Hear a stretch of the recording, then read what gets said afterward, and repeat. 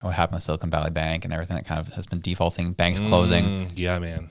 Just this today, pretty sure it's UBS that has bought out Credit Suisse. Dude, apparently Swiss Bank has been in trouble. Yeah, they're under wraps. Yeah. There's been a lot of stuff shenanigans going on behind the scenes. But even after all this, like they're failing. They've been around for, I think I saw 160 years, and they just got bought out by UBS. When you think of like the wealthy aristocrat or business person, for some reason they're tied to Switzerland, right? Like there's money in Switzerland, right? So I think that has serious ramifications. Yeah, that's you it. have the name? New York Times, yep. It says, breaking news, Switzerland is close to announcing a deal for UBS to buy its smaller rival Credit Suisse for about $1 billion. The takeover of Credit Suisse is the most consequential fallout to date from the turmoil following the Silicon Valley Bank's failure. That's troubling news, when banks start. Because, I mean, really, let's look at 2010 to now. 13 years. I admittedly was quite young for a portion of that, but regardless, I don't remember any major news about banks failing in the last 13 years, beyond 2008 sort of thing, right? So it's like, it's hard not to feel like 2008 when you look at home prices, interest rates, now banks failing completely overnight, as in like everything was gone. But then there's still an aspect of like shady stuff going on, because the Friday night before SVB went bankrupt on Monday, they paid out bonuses with the little money they had left. They always do. Dude, just like Sears. Yep. So when Sears closed, they loaded the top up, and then they cut everyone's pension at the bottom. Mm-hmm. Yeah, it was. I knew something was going on because it happened with my workplace, where I got a message on a Saturday. Slack message is sent to the company. Oh. Just kind of telling the company what's going on with SVB. They just went bankrupt, or they failed, whatever the terminology you want to use there. Yeah. I could be wrong in terms of the correct terminology to use. But essentially, they failed. They failed. Yeah. And, and they were just kind of filling us in what's going on in terms of the funds of the company, this, that, the other.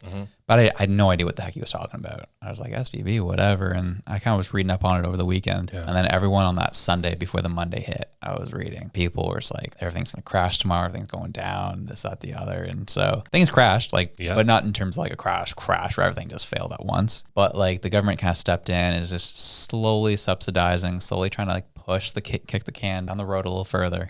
But what's been happening since that all happened is I'm seeing a domino is falling every day. Something is going on because of what happened with SVB. Yeah, something new is failing. You made a good point. They're kicking the can down the road. How long can the government subsidize this bank, which then eventually fails? So then another bank has to do something about it, or the government has to do something about it. How long until there's no one available to do something? Like that's when it just all crashes, right? When there's no one left to do anything about it. Like these banks are failing billions of dollars of assets owed to clients. It's only a matter of time. Yeah. It happened with, this has been the thing since 2008. Government puts a bunch of money into the economy, kick the can down the road. Life's good for 10 years. Mind you, money that's worth nothing. Absolutely worth nothing. Worth nothing. Not even the paper it's printed on at this point. And that's kind of what's been, that's been the theme with government, specifically the American government, because they essentially run things. Yeah. And that's what we're seeing. And so we're even seeing now with even China, where they're making their push right now. They're making their push to try and take over as the number one superpower in the world. Yeah. But their time is limited. We've talked about them a lot on the show.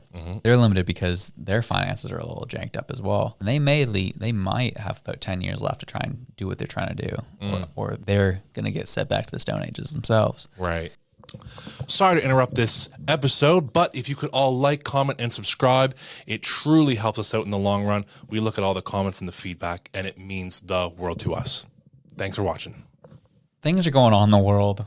We've been warned about, I think COVID was the start of it, and we're just kind of now riding out what that's all going to be. Because I'm curious, they can't keep increasing rates. And it looks like from the American standpoint and the Canadian standpoint that they're halting rate increases. Now we'll see what happens. Because if you have property now, life's good for you. If you don't have property, I think life's going to get worse for you in terms of being able to attain home ownership. Because at some point, they can't keep increasing rates forever, because there's a domino effect that happens. Yeah. If you continue doing that. If you start dropping those rates, prices are going to soar super high because we keep welcoming all these immigrants who need places to live. Yeah. Demand is there. The supply is not, and we're not meeting the supply with the demand. And I think prices are just going to go crazy again. And when I was back home in Toronto, I went back to my old neighborhood just for kicks, just seeing, man, if I wanted to get back in my neighborhood today, the average price, the low end price for an 800 square foot home, 1,000 square foot home was going for 1.5 million. No. If you want a nice home, that was upwards of $4.5 million. how much crazier can this get? I'm genuinely interested. Yeah, man, it's that's a jarring statistic. It's like you said, a great time to, of course, own real estate. I think there's a few key people who talk about this a lot, like Robert Kiyosaki is like, he will numb you with how much he talks about times like this, and how much he talks about this is where you can make generational wealth. If you have not bought and are in a position to buy, maybe you wait. This isn't financial advice, but just look at what the market's doing. Look at what may be coming. Look at trends too. Trends are oddly telling. We seem to exist on this sort of cycle of periods of when to invest, periods of when to sell, and we're coming into a period of investment, of the time to buy on that scale, on that trend, at least so history would say. Yeah. And so, this could be huge for some people, but like you said, if you're already, for lack of better terms, behind the 8 ball on property acquisition, goalpost is only going to be kicked all the way down to the other end of the field, like completely reverse, Uno reverse, right, sort of thing. So it's interesting. It's an interesting time. It's what I've noticed is, so bonds are not performing well right now, which traditionally bonds are supposed to perform well in times like these. Yeah. The way they work. So bonds are down, stocks are down. Yeah. But baby, crypto is up huge. Because this is how it all works. It's all built on the bank failing. It's all built on the old system failing. Right. And that's what happened. That's what blew me away was, I think Ethereum was at 1950 Canadian. Yeah. All this SEV stuff comes out. It's now up $2,500 to $2,500. Right. I'm like, gee, everyone's getting out, man. They're starting to see the writing on the wall. People are starting to move out of the old system. And especially as we talked about with the digital ID, if you really want to make sure no one else is in control of your funds, get out, invest in some type of crypto, which what I'm starting to do is get into Bitcoin specifically right now. Because what happens if you become your own bank? Obviously, Bitcoin's an investment of itself that you're taking a chance on, but the way that things are lined up, I could see essentially governments measuring CBDCs against Bitcoin, right, at some point as the gold standard, quote unquote. Exactly.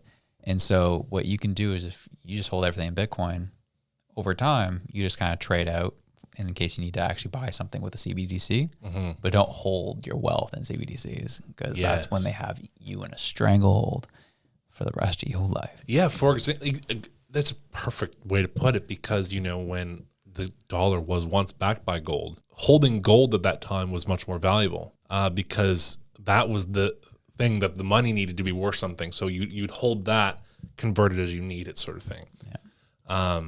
I think the whole reason we're sort of in this right now is because, like we just said earlier, our money is worth nothing. I think we've talked about this numerous times, how our banks are relied on fractional reserve banking, and that the reserve rate in America is down to 0. So they don't need to keep no reserve banking. Yeah, it's not fractional reserve banking. It's just banking. Like, it's what you want. I don't know what you want to call it. It's just like, it's hardly banking. And in Canada, I think it's there is still a fraction, right? It is still 8-1, if I'm not mistaken, or even it might be 9-1. I don't know. I think they can lend it out 9 times, actually. That sounds about right. I think they can lend every dollar out 9 times. And so then you wonder how every bank is over leveraged, especially in America, when they have none on hand, and you have people see a bank collapse. It's like, well, millionaires have this sort of mindset where it's like, well, I've got lawyers and a team who will figure this out. My money is not really going to disappear. Like, I'm so powerful that I'll figure it out. It's the homeowner that works a 9 to 5 and has 2 kids that managed to save $30,000 up for their kids' education,